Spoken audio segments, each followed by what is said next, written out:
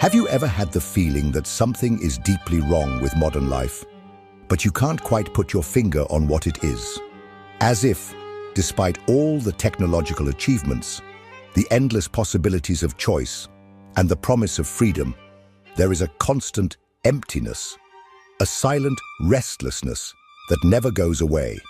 You wake up, grab your phone, see a flood of notifications, scroll through dozens of posts, stories, messages, but deep down, you feel that none of this really fills what is missing.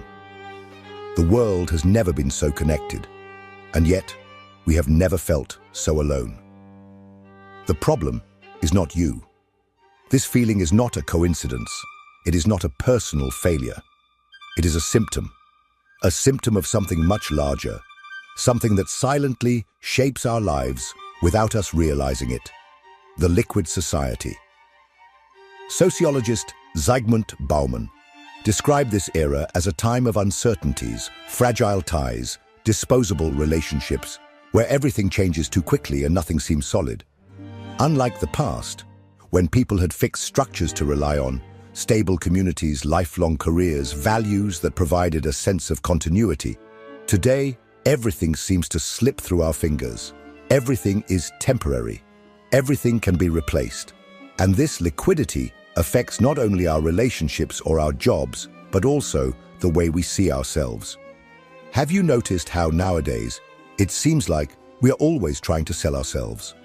On Instagram, on LinkedIn, even in everyday conversations, all the time we have to prove our worth, show that we are interesting, that we are doing well, that we have a life worth observing. But the moment we stop, when the screens go dark and silence takes over, that uncomfortable feeling hits. Who are we when no one is watching? The truth is that modern society doesn't want you to stop and think about this. It needs you to be constantly distracted, consuming, producing, scrolling down the screen without ever questioning what really matters. But what if you stopped? What if, for a moment, you allowed yourself to see the truth behind this emptiness? Liquid society has taught us that nothing is permanent. But does that mean we are doomed to a life of superficiality and anxiety? In this video, we will dive into Zygmunt Bauman's ideas and understand why modernity has made us feel so empty. And more importantly, we will explore what we can do to escape this suffocating feeling that we are always chasing something that never arrives. Because perhaps the solution is not to run faster, but to stop and see where we are going. To understand why modern life makes us feel so empty, we first need to grasp the concept of liquid modernity, described by Zygmunt Bauman. Imagine a world where everything that was once solid, stable, and reliable now dissolves like water slipping through your fingers. In the past, life was built on fixed foundations: a job for life, a structured family, immutable values passed down from generation to generation. Choices were more limited, but there was a sense of security, a sense of continuity. Today, that stability simply no longer exists. We live in a time where everything changes all the time. Relationships begin and end with a click. Careers become obsolete overnight. Trends emerge and disappear before they can even be understood. And the most frightening part? We have become hostages to this instability. Modern society tells us that uncertainty is freedom, that flexibility is a gift, that the ability to constantly change jobs, cities, partners, and opinions is proof of progress. But this supposed freedom comes with a brutal psychological cost: anxiety, insecurity, and a constant feeling of being adrift. Bauman compared modernity to a liquid precisely because nothing retains a defined shape anymore. Think about relationships, for example. In the past, a marriage was a solid structure built to last. There were problems, of course, but people dealt with them within the perspective of something enduring. Today, relationships are seen as temporary contracts, where any sign of difficulty can be enough for one party to simply walk away. Commitment has become synonymous with imprisonment and detachment of virtue. This creates a dynamic where no one wants to truly deepen their connection with another, knowing that everything could change tomorrow. The same happens with our identities. Before, they were shaped by culture, community, and tradition. Today, we are bombarded with the idea that we need to reinvent ourselves all the time. Who you are is never enough. You need to be more productive, more interesting, more desirable. You need to change, improve, grow, not out of a genuine desire for evolution, but because liquid society demands that you never stop. If you are not transforming, you are falling behind. And the result of this? An increasingly anxious, lost humanity without a real sense of belonging. If everything is ephemeral, how can we create something meaningful? If everything is fluid, how can we build a life that has purpose? Bauman shows us that liquid modernity not only dissolves the structures around us, but also dissolves our own identity. And if you feel like you are always running without getting anywhere, perhaps it is because you have been trained never to find a destination. If before our identity was built on solid values, family, community, profession, ideals, today it is defined by what we consume. Our appearance, our gadgets, our hobbies, and even our opinions have become products, carefully packaged to be displayed and validated by others. You are not just a person, you are a personal brand. And if you don't sell a compelling enough image, you risk becoming irrelevant. We live in a time where the question, "Who am I?" has been replaced by, "How do I appear to others?" Social media has transformed identity into a public spectacle, where every photo, every phrase, and every interaction are carefully calculated to project an idealized version of ourselves. If you feel good, but don't post about it, did it really happen? If you have a significant moment but don't get likes, did it have value? These are the modern dilemmas imposed on us by liquid society. Bauman identified this phenomenon as the triumph of consumerism over belonging. In the past, our identity was rooted in communities and values that transcended immediate desire. Today, we are encouraged to constantly reinvent ourselves through consumption. We buy clothes, not just to dress, but to communicate a status. We choose phones, not just for performance, but for what they say about us. Even experiences, trips, restaurants, events have become products we consume to project a desirable image. But here's the problem. This identity based on consumption is extremely fragile. Just as a new phone quickly becomes outdated, our self-image also needs to be constantly updated. You cannot stop. You cannot simply be. You must always be transforming into something new, more interesting, more desirable. And this creates a dangerous psychological trap, the constant fear of not being enough. The emptiness of liquid society does not come from a lack of options, but from an excess of them.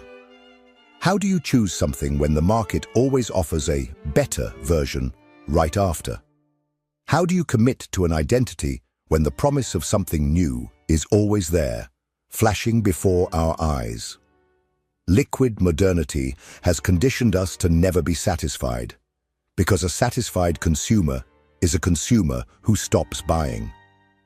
And if your identity is tied to what you consume, then the last thing the system wants is for you to feel complete. But what happens when we take this logic into relationships?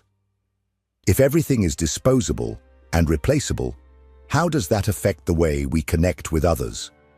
That is the next point we will explore.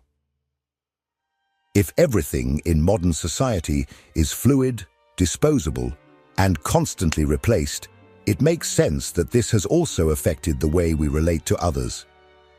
In the past, Relationships were seen as something to be built with patience, with the willingness to face difficulties and grow alongside one another. There was a sense of permanence, an idea that certain connections were worth the effort to maintain. But in the era of liquid modernity, that mindset has disappeared. Today, the rule is simple. If something becomes difficult, replace it.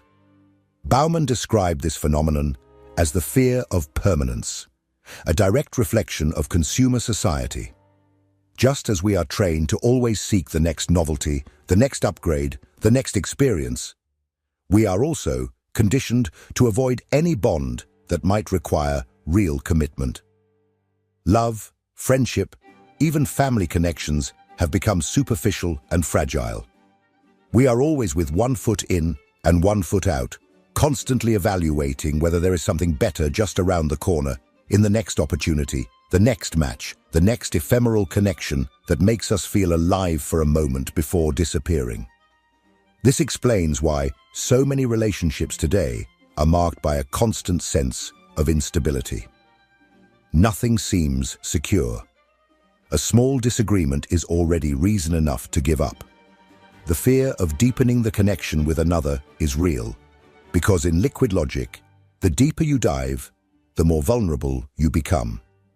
If everything can be replaced, why invest time and energy in something that may not last? It's better to keep everything on the surface light, without deep emotional risks. The problem is that shallow connections never truly fulfill. They distract, momentarily relieve loneliness, but never resolve the emptiness. This is also reflected in how we deal with the idea of belonging. Lasting communities have given way to temporary networks, groups formed out of convenience and dissolved at the slightest sign of conflict. We are surrounded by people, but we rarely feel that we belong anywhere.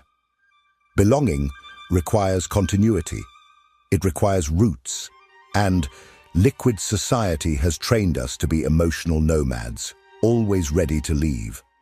But this fear of commitment does not only affect relationships, it creates a domino effect that spreads throughout our lives, making even our most trivial decisions sources of anxiety. Career, personal projects, life choices, everything feels unstable, as if any choice is a burden rather than a foundation. And this leads us to the next point: the chronic anxiety that has become the hallmark of modernity. Liquid modernity has not only taught us to avoid commitments and treat everything as disposable, it has condemned us to a constant state of anxiety and loneliness. When nothing is permanent and everything can be replaced, we live under a silent and unrelenting pressure to always be adapting, reinventing ourselves, proving our worth. This exhausting effort generates a sense of restlessness that never disappears. Think about how obsessed we are with external validation. Social media has trained us to measure our worth in likes, comments, and shares. Our self-image is no longer built internally, but shaped by the reactions of others. If a photo receives few likes, if a story is ignored, if a message is not answered quickly, we feel an almost irrational unease. But why does this happen? Because in liquid society, being ignored means being irrelevant. And being irrelevant is the worst possible fate in a world where everything and everyone can be replaced. This logic also applies to how we deal with the future. In the past, life was predictable. You were born, grew up, followed a relatively structured path: school, work, marriage, family, retirement. Today, there is no longer a clear script. The world tells us we can be anything, follow any path. But this apparent freedom turns into paralysis. If all options are available, how do you choose? If at any moment something better might come up, how do you commit to any decision? This excess of possibilities, instead of liberating us, traps us in an endless cycle of doubt and procrastination. And then comes loneliness. Liquid society has sold us the idea that we're more connected than ever, but in practice, we have never been so lonely. We spend hours interacting digitally, but when the phone is turned off, what remains? Often, a deafening silence. Superficial ties do not fulfill the human need for deep connection. We may have hundreds of contacts, but few true friends. We may have casual encounters, but few meaningful relationships. And this leaves us with the painful feeling that, despite being surrounded by people, we are essentially alone. And what is society's response to this anguish? More consumption, more distraction, more stimuli that prevent us from stopping and facing this emptiness head-on. But is there a way out of this cycle? How can we resist the liquid logic and find something solid amid the chaos? This is what we will explore in the next part. If liquid society teaches us to avoid commitments, to base our identity on consumption, and to live in a constant state of anxiety and loneliness, the big question is, how do we escape this cycle? How do we find genuine meaning in a world that encourages us to never stop, to never delve deeper, to never put down roots? The answer is not simple, because resisting liquid modernity means going against the tide. It means giving up comfortable superficiality and facing the difficulty of building something solid when everything around us tells us to stay on the surface. The first step is to recognize the problem.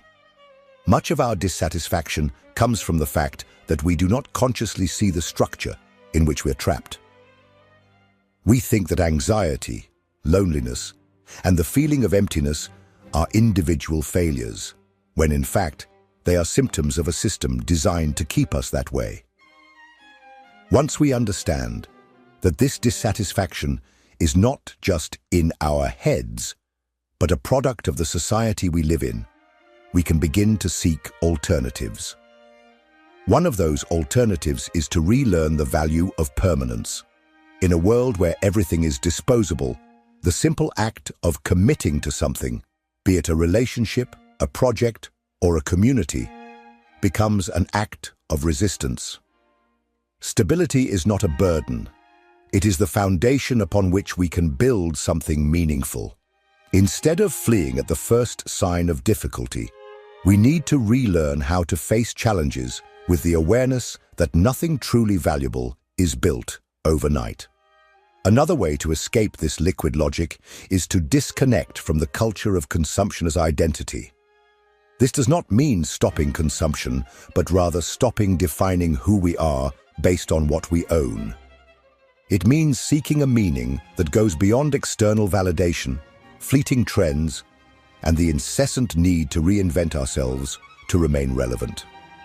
It means cultivating an internal purpose, something that does not depend on market fluctuations, social media, or the approval of others. And perhaps the hardest change, but also the most necessary, is to relearn how to be alone without feeling lonely. Liquid society has trained us to seek constant distraction, to never be silent, to always fill our time with stimuli. But depth, self-knowledge, and true connection with others only emerge when we learn to endure stillness, introspection, and the discomfort of being just with ourselves. In the end, resisting liquid modernity does not mean completely rejecting the world we live in. It means finding ways to navigate through it without losing ourselves. It means building islands of solidity in an ocean of uncertainties. And now that we understand the problem and have discussed possible solutions, one last question remains. How do we turn this knowledge into action? How do we take the first concrete steps to escape the emptiness of liquid society and build a life with more meaning? This is what we will discuss in the conclusion. If you've made it this far, you've already realized that the emptiness of modern life is not an individual problem. It's not your fault. It's not because you're not trying hard enough, not consuming the right things. or not keeping up with the frantic pace of the world. This emptiness is a symptom of something much larger, a system designed to keep us restless, dissatisfied, and always searching for something that never arrives. Liquid modernity dissolves everything, our relationships, our certainties, our very identity. It teaches us that nothing should last, that everything can be replaced, that always being in motion is synonymous with freedom. But has this freedom not become a new form of imprisonment? The great paradox of liquid society is that by freeing us from the old rigid structures, it has left us adrift. It promised us that we could be anything, but it gave us so much instability that now we no longer know who we are. It told us we could have any relationship, but left us afraid to commit. It offered us an infinite ocean of possibilities, but took the ground from beneath our feet. And that's why so many people feel this silent restlessness, this sense that something is missing, because it truly is. The question is, what to do with this knowledge? Now that you understand how liquid modernity shapes your life, you have two choices. You can continue going with the flow, adapting to every new trend, trying to fill the void with distractions, consuming experiences like products that soon lose their shine. Or you can start to build something solid, something that has depth, something that goes beyond the disposable logic of the modern world. This could mean truly committing to something, whether it's a relationship, a project, a life philosophy. It could mean disconnecting from the need for external validation and starting to live according to your own values. It could simply mean learning to stop, to be present, to endure silence without needing to fill it with constant stimuli. Because what liquid society fears more than anything is that you become aware of what is happening, that you realize you don't have to live in this endless cycle of dissatisfaction, that you can go beneath the surface and dive into something real. Now I want to know, do you feel this emptiness? Have you noticed how liquid modernity affects your life? Comment below and share your perspective. And if this video resonated with you, don't stop here. The next video is essential to delve even deeper into this discussion. If you really want to understand how to escape this cycle, keep watching. I'll see you there.